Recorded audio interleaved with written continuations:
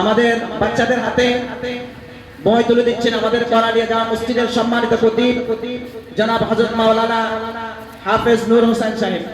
এ পর্যায়ে গ্রহণ করবে আইরাফউদ্দিন ইবনে আরিয়ান, প্রথম শ্রেণী। এ পর্যায়ে বুক গ্রহণ করবে ইমামউদ্দিন, প্রথম শ্রেণী। আবার বুক কিনলে ভাই জানা আছে কার বুক গ্রহণ করে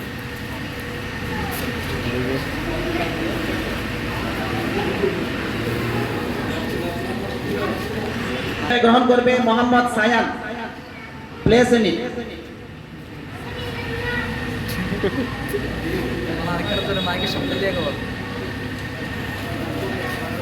এ পর্যায়ে গ্রহণ করবে মোহাম্মদ ইহসান, মোহাম্মদ ইহসান।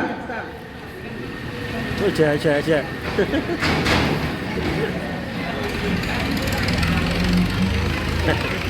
কি খুশি